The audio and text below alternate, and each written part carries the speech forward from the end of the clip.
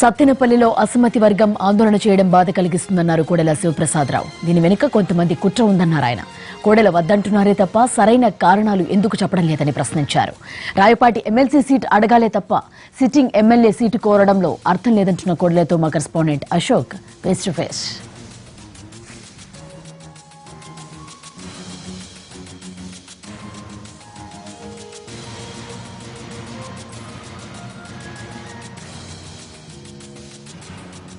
Speaker Kodela Sivaprasad మనకు అందుబాటులో ఉన్నారు. మీరు ఇక్కడ నియోజకవర్గంలో ప్రచారం చేస్తున్నారు, కానీ మీకు వ్యతిరేకంగా అక్కడ సత్తెనపల్లిలో చాలామంది ర్యాలీ చేస్తున్నారు. ఎలా చూస్తారు దీన్ని? దాని గురించి నేను వివాదం తీసుకెళ్ళను. నేను కొంత జరుగుతున్న మాట నిజం, దానికి కారణాలు ప్రజలకు తెలుసు.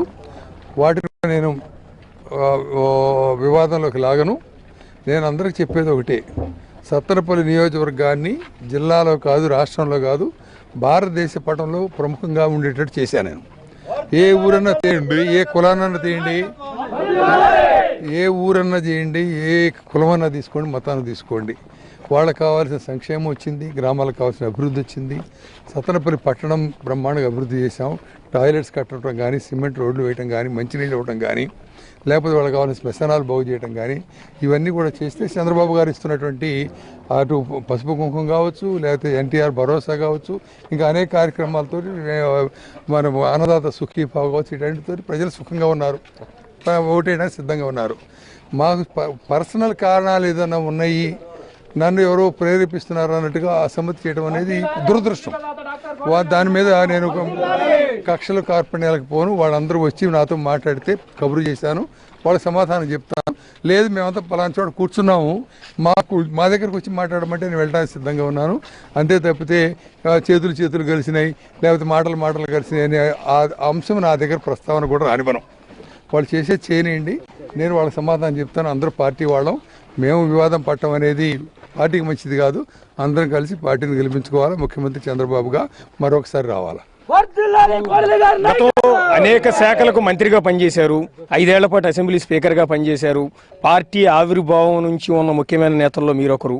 అలాంటి మీ నియోజకవర్గంలో ఇంత పెద్ద ఎత్తున నిరసన వెల్లువెత్తడాన్ని ఏ రకంగా చూడాలి? రాష్ట్రంలో ఏ నియోజకవర్గంలో కూడా ఈ రకంగా ఒక ఎమ్మెల్యేకి వ్యతిరేకంగా నిరసన ప్రదర్శనలు ఆందోళన చేసిన సందర్భాలు లేవు. ఇది కొంత ఇబ్బంది కదా మీకు? చాలా చోట్ల జరుగుతున్నాయి. ఇది ఒక ప్రేరణ చేసినటువంటి, ప్రోత్సహించినటువంటి కార్యక్రమంగా ప్రజలు అనుకుంటున్నారు. నాకైతే వాస్తవాలు తెలియవు. అందులో ఉన్న వాళ్ళందరికీ కూడా నేను పనులు చేసి పెట్టాను. అందులో ఫోటోలు చూశాను నేను. అందరూ నా దగ్గర పనులు చేయించుకున్న వాళ్ళే. వాళ్ళు ఫలాని కారణంతో నాకు అసమ్మతి ఉంటే నేను సమాధానం చెప్తా. లేదు మేము చేయడానికి కూర్చున్నామంటే దాని గురించి నేను మాట్లాడను. కాలం పరిష్కారం చెప్తుంది.